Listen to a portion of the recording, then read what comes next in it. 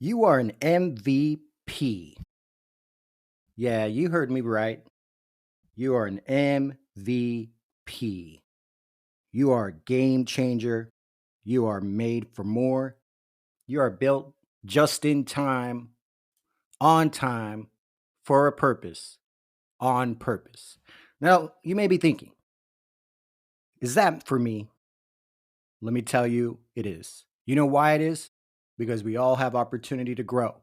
The biggest person in the room is the person who recognizes that the greatest room in the house is the room for improvement. Edify Ventures podcast, let's talk about it.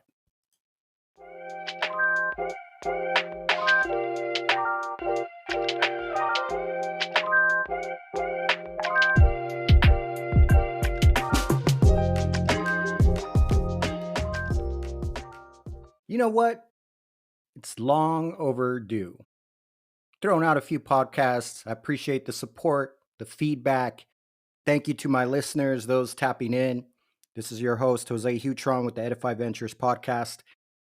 I want to talk about reflections and strategies and revelations. You could call them concepts, frameworks, blueprints. You can call them principles for success. But where does success really start? It starts in the mind. And so let's take a look at this concept of, hey, you are an MVP. Let's break it down. M, you have a mission and you have a mindset. And that's what we're going to focus on today, is on the cultivation of your mindset and the reality that you have to have a mentality for more. So let's talk about that. Let's talk about strategies for higher thinking. All right. And then the rest of it, MVP, V, vision and venture, vision, values, and venture. You're working on something, you're doing something, you're trying to accomplish a project, build something greater. That's vision and venture. P, you have a purpose. Almost everybody has a product, but what they often lack is the playbook. So let's talk about the playbook, because you are an MVP. So I want to kick off with a little bit of thoughts here. And I want to talk about foundational principles and strategies, reflections, and important concepts for higher living. And I thank you for tuning in.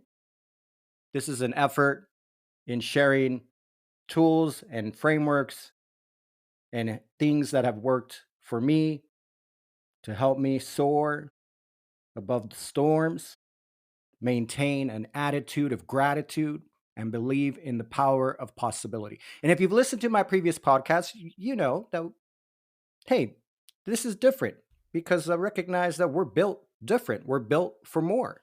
And that's kind of been the theme of the Edify Ventures podcast, part of the platform and sharing my voice and content with the world through Edify Ventures, one of the many hats that I wear.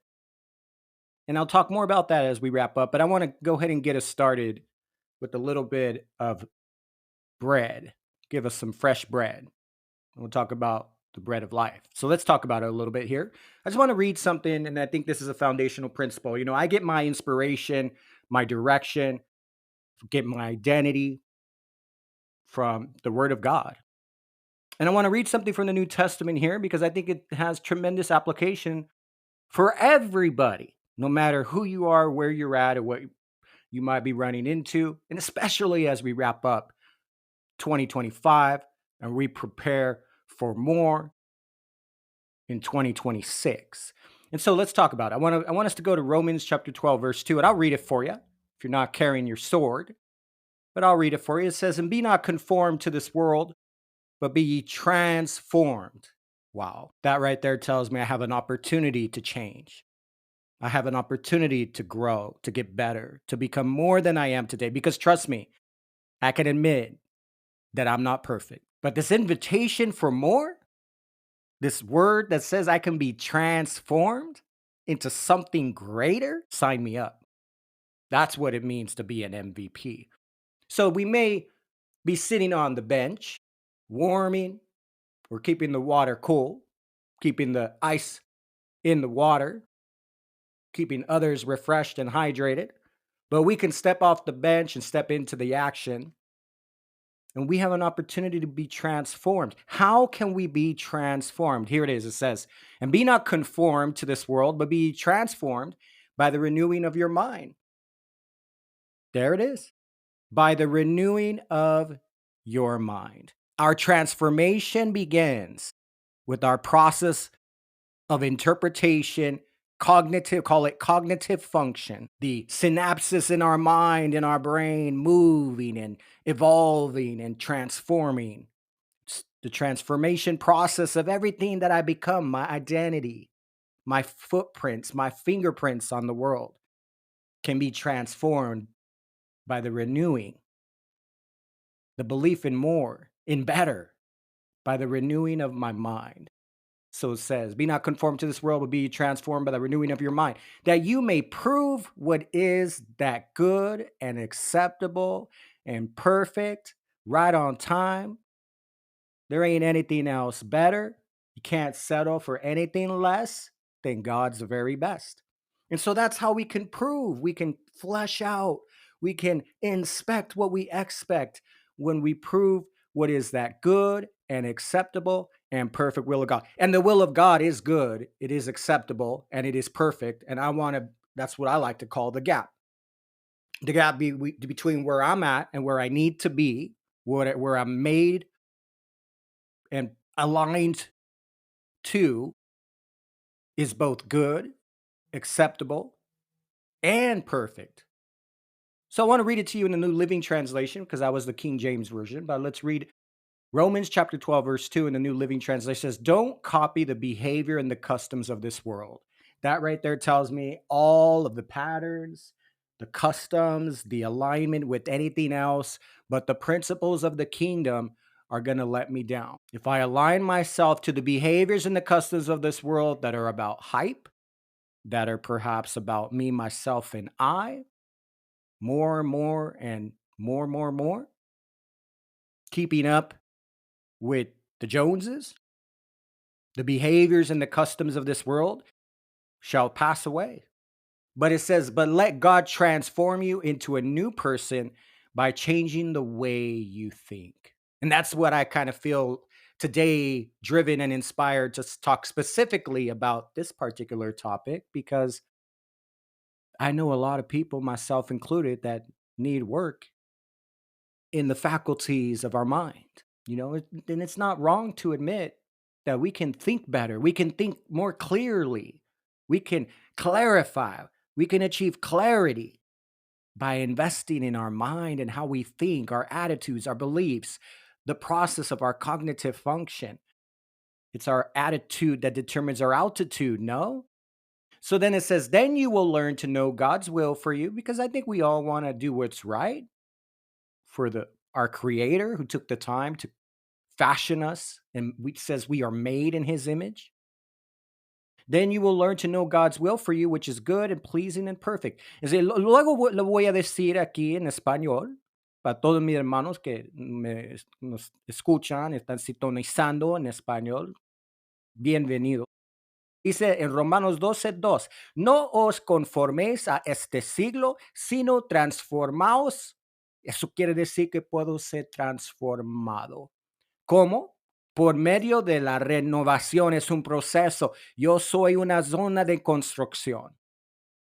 Por medio de la renovación de vuestro entendimiento. Dios, ayúdame con mis pensamientos, mi manera de pensar. Dice, no os conforméis a este siglo, sino transformaos por medio de la renovación de vuestro entendimiento para que comprobéis cuál sea la buena voluntad de Dios, agradable y perfecta. Wow.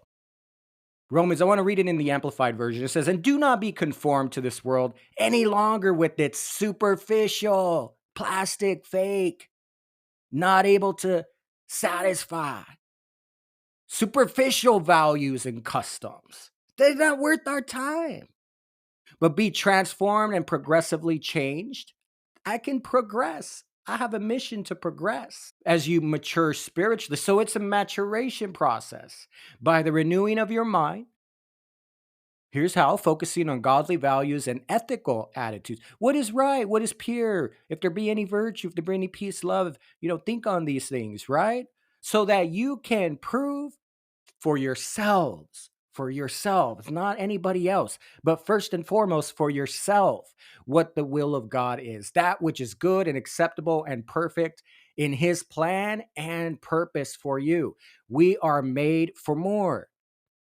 And I want to talk about mental faculty. I've talked about it before, but this is where it all starts. So I'm going to simmer on this topic. I'm going to flesh it out. I'm going to help us chew on it for a little bit because we're laying some roots for having depth of earth so that we reach deeper into ourselves so that we can reach higher. We can have vertical integration. And thus then comes the horizontal integration where we're able to reach other people. We're able to reach, to help, to inspire, to influence, and to affect those around us. So we have to reach deep inside into our heart, our mind, and our thought process. And so I want to talk about our mind, our thought process, our way of thinking. And so let's do it. And let's talk about it because when you think bigger, you have a plan, you have a vision. You think bigger, you have to see it before you realize it. You must first see it. Every work of art, every great piece of music started first as a thought. Then it was exercised with playing on the keys and throwing the football on the football field. Every great accomplishment was first thought of, seen, and executed with action. So everything is created twice. We first have to think it, see it, believe it, embrace it, and then produce it. So the biggest person in the room is the one with the dream. And so when you think, you dream. When you release your mind to open to possibility and to get beyond your status quo, perhaps you've suffered from generational poverty and you're trying to break the chains of generational poverty. How are you going to do that and start to create generational wealth unless you have a dream?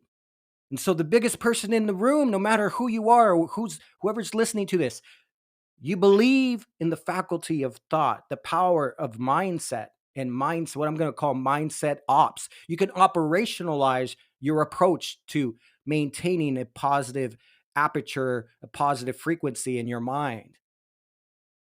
So the biggest person in the room is the one with the dream. Call it big picture mentality, vision for the future, an aptitude for more, for heaven's release, an attunement to greater things, greater dimensions. That's why, after all, it says, unto us a son is given, a child is born, right? The government shall be upon his shoulders, and his name shall be called Wonderful, Counselor, the Mighty God, the Everlasting Father, and the Prince of Peace. And each one of these are not just titles, but they are invitations for more. They are dimensions. So the first one was wonder. So you, as a dreamer, an entrepreneur, even Michael Gerber in E-Myth, the book for small businesses, built for the entrepreneur who wants to multiply, reflect, and sow into greater success. He says you have to have an aperture. It's about belief system. It's about mindset. He says, the entrepreneur is the one with the vision. It's a visionary. Their job is to dream. It says it exactly like that. The entrepreneur's job is to wonder, it's to dream. And so then you tie it back to the word of God in Isaiah, like I just read. And his name shall be called Wonderful, Counselor, the Mighty God, the Everlasting Father, the Prince of Peace. So he is wonderful. And if I'm going to be an entrepreneur, if I'm going to succeed, if I'm going to speak with influence, my job is to wonder. My job is to dream, and that's moving into the dimension of wonderful. And then, if I believe, and if I don't know how or where, I might be able to operationalize my success or create systems and protocols in my business, in my nonprofit, in my venture, in my entrepreneurial pursuits, in my family, on the home front. You can operationalize by strategizing and by asking for counsel from the counselor, because he is wonderful, Counselor, the Mighty God, the Everlasting Father, the Prince of Peace. What's talking about the child that was to be born, and we're moving into the holiday season. And that's who was born in that manger. Wonderful Counselor, the Mighty God, the Everlasting Father, the Prince of Peace. It says Emmanuel, God, and his name shall be called Emmanuel. That's why we sing the song, God with us. But it wasn't just for him to be with us. It's for his attributes to permeate us, to surround us, and for truly for him to work and move through us. That's why he made us in his image, because it's his likeness that allows us to build relatableness to the world that we're supposed to impact and reach and influence. So I don't know about you, but if my job is to dream, I want to dream with wonder, splendor, and counsel. Then I can shift and move into the dimension of his mighty power and sonship, because we are sons of God. We're all created in his image. And then I can move into the dimension of peace, because he is the Prince of Peace. And so I'm talking about an attunement to greater things, revelation, greater dimensions, connection to the rhythms of more, and the invitation to revelation. Attitude precedes advancement. Your attitude, your mindset. A lot of people, you've heard it before. Your attitude determines your altitude. It's not an affirmation. It's not a basic, just a basic thing that people say because it feels good, it sounds good. It's what precedes advancement. Our attitude precedes access, advancement, and attunement, alignment to the greatest thinker in the heavens. That ties to our ability to build a championship, a winning mindset. And so I want to talk about, the purpose of Edify Ventures a little bit. So obviously you can tell I'm a faith-driven entrepreneur. I'm kingdom-minded. And that's my mission. That's who I am. I'm going to share that. That's going to be forthcoming. It's going to be very present in the content I produce and my presence and these opportunities that I don't take for granted to connect with you. And I thank you for listening. I thank you for tuning in. But I want to talk about some frameworks, Edify Ventures. So I understand that in order to build the future, you got to build the founder. And whether you're a dreamer, an entrepreneur, a small business owner, a project leader, a human resource manager, a team leader, a coach, whoever you may be, whatever role you may partake in, I want to talk about a concept that I'm calling mindset ops, systems and operationals. You can operationalize your frameworks for success. And so, what I'm calling mindset ops is your ability to build resilience and think about things differently. It's about thinking differently, right? It's about establishing, cultivating, and taking the time to inspect what you expect by utilizing frameworks to identify, align, release, and operationalize your individual gifts and faculty of thinking. Because his gifts, you are an investment. He has invested in you. His gifts are an investment, an invitation for production and multiplication, right? We're supposed to be faithful with our talents. We're supposed to multiply our talents. We're supposed to work and be productive in the marketplace. And that's why I'm bringing these concepts to the marketplace, because the marketplace is the meeting place, as the wise man has said. An invitation for production and multiplication. What we receive, we nurture, develop, and then release. What we produce is our greatest return to the King who invested all for us on the cross. And so I want to talk about it. 1 Peter 4:10 says, as every man has received the gift. And let's just dissect that word, the gift. Every man has received a gift. And the word gift comes from the Greek, which means charisma. So, hey, you can say, oh, that guy got a lot of charisma. That dude, he gets a lot of people skills, emotional intelligence. He's a good thinker. He can command and control a room. He can speak with influence. He can aspire to inspire because he just has the gift of charisma. He has the gift of gab, but the gift of charisma. And that word gift comes from charisma. It actually comes from the word charisma. And charisma, it actually means divine enablement, miraculous faculty. It comes from the word charis, which means grace. So what it means is that person you're idolizing or you have affection for or you see as a mentor or as a leader or somebody that you want to aspire to be or imitate, right? Follow me as I imitate Christ. But that word comes from the word charisma, charis, which means grace. It means they're not able to be who they are without the grace that the gift, the grace that's been bestowed upon them. So don't compare yourself to other people. You are who you are supposed to be. You are made for more. And that's what I want to help people operationalize in your own personal living, your leadership, your business, and whatever project you're working on for success. Call it mindset ops. Call it rock sense, navigating the terrain to climb the rock of whatever challenges are in front of you. I call it The founder first approach to working with entrepreneurs and small business leaders, community leaders, people who want to impact. So the gift comes from the word charisma.